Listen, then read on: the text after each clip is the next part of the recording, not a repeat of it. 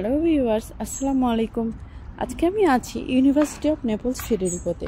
আপনারা সবাই জানেন যে আমি এখান থেকে মাস্টার্স ডিগ্রি কমপ্লিট করেছি এবং এখানকার পড়াশোনা যথেষ্ট পরিমাণে ভালো, প্লাস প্রফেসরগুলো যথেষ্ট পরিমাণে ভালো। আপনি খুবই ইজিলি এখান থেকে পড়াশোনা শেষ করে ভালো একটা জব নিতে পারবেন। তাহলে চলেন আজকে আমি ডিসকাস করি যে নাপোলিতে আপনার স্টুডেন্টের জব ফ্যাসিলিটি কেমন, পড়াশোনা কেমন, আপনারা বাংলাদেশ থেকে এসে ইজিলি পাস করতে পারবেন কি না, অনেকের যে ভয়গুলো আছে তাহলে সেগুলো কেটে যাবে ইনশাল্লাহ।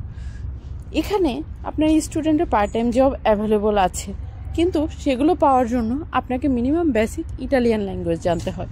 University of Naples Federico two ফ্রিতে আপনাদেরকে ইংলিশ ল্যাঙ্গুয়েজ প্রোভাইড করে কোর্স, যেটা আপনার ফার্স্ট ইয়ারেই করতে হয়। আপনারা যদি এই 3 মাসের কোর্সটা করে নিতে পারেন, আপনি বেসিক ইতালিয়ানটা শিখে যাবেন। তারপরেও যদি ইতালিয়ান শিখতে আগ্রহী হন, আমার একটা পেজ আছে, আপনারা চাইলে সেখান থেকেও দেখে আসতে পারেন আপনি বেসিক কী কী ইটালিয়ান শিখতে পারবেন। এরপরে যেটা প্রয়োজন হয় এখানে, সেটা হচ্ছে আপনার প্রত্যেকটা এক্সাম হয় প্রজেক্ট বেস। আপনাকে কোনো কিছু মেমোরাইজ করতে হয় না, কিছুই করতে হয় না।